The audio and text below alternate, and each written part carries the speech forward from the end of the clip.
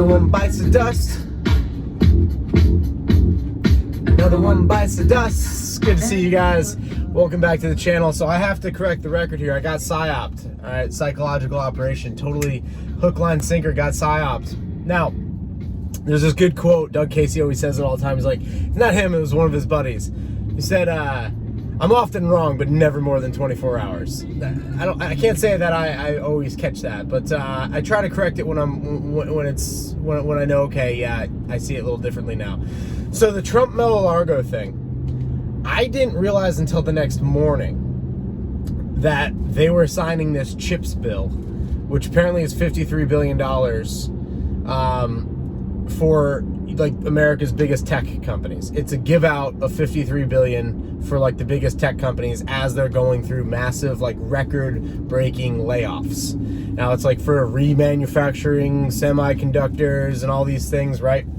Which should be done in the private sector, right? It's like, if I want to increase, the size of my business operations, that's on me to find the capital, to et cetera, et cetera. Nonetheless, this CHIPS bill allows the government to have control over these tech companies because they can withdraw the funds from them at any point in time that they need to.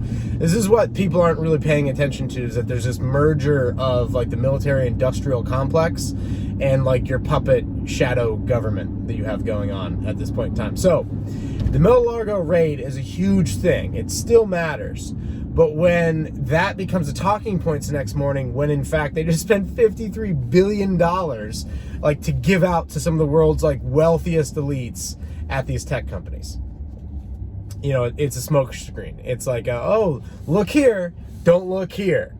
And so I have to correct the record on it and be like, oh, well, because I've already written off this, like, had the end game of fiat currency. Like, at some point in time here, like, the fiat currency system has to expand. To give you an idea, just this week alone, and this hasn't been signed yet, but when they do this Inflation Reduction Act, so they're going to spend money to bring down inflation. So they're going to print money to bring down inflation to the tune of about $400 billion. So just this week alone, whether it gets signed this week or next week, they printed $450 billion, half of the great financial crisis in 2008, in 1 week, 2 weeks, within the month. Let's just put it that way. And 2008 was things that stacked all the way from the tech crash.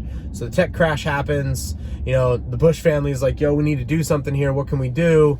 Towers fall. We go to war. We spend $3 trillion over there. We do the housing bubble thing. All that comes to like, oops, made big mistakes. In 2008, we bail that whole situation out for like under $900 billion. We spent half of that this month.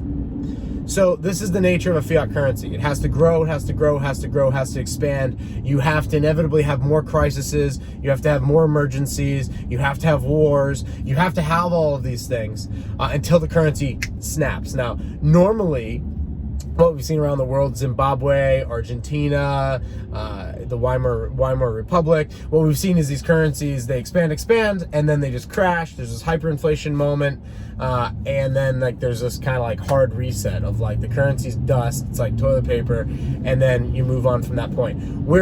It's weird with this one because it's kind of at that spot technologically where they could move to a digital currency. However, the material conditions of the U.S. empire are clearly in decline. Then it's not really clear that there's any solution to it at this point.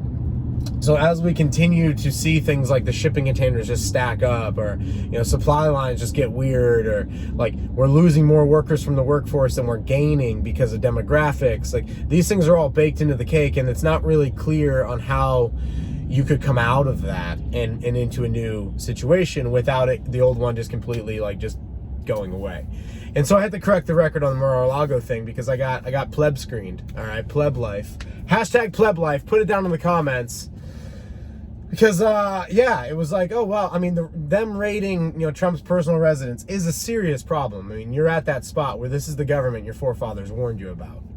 This is a very disgusting thing that you have going on in your society, and the only real solution to it, as the right begins to fight back against this, and you're going to end up in a civil war. Like, this is where this kind of goes to. Right now, you're in a cold civil war. No one started shooting at each other. They've started just removing people from society, like Rudy Giuliani. They pulled them out. I mean, it's really interesting when you're going to pull out a former White House official at 4 in the morning in his underpants, and you're gonna call CNN and be like, "Hey, we're gonna go do this raid. Do you want to come along for the ride?" You're at that spot where that military-industrial complex, the media, it's all kind of together. Ideally, it needs to be hard resetted, and the best hard reset, I mean, is literally a war. That's the best way to do this. Is just to uproot these people. The absolute best way to do this is to switch economic activity to a private sound money system, like something that can't be tracked, can't be taxed. Like, that's the true way to do this. Now, in that end game of, if you were to accomplish that, let's say everyone moved to Monero tomorrow night, and so everyone's using physical silver, physical gold, physical copper, and then Monero for online, digital transactions. Completely trackable, completely untraceable, like, that the entire thing would come down. But in the end game of them coming down, they would just regulate it. They would just be like, oh, well, you can't have private transactions. They would just easily sign a bill like they do every day. And then they would come and attack their citizens. This is what governments do. Governments, are something that really shouldn't exist. They're not a natural thing in mankind. It's just something that, as a society develops, you build a nation state, other people build a nation state, and it's actually anarchical in a way, because at the nation state level, like, anarchy definitely exists. It's just done so inside of state units. It's not done at the individual level or at the corporate level. It's done like underneath, these national banners. You don't really want this in your society. You really want to have a society that's more flat.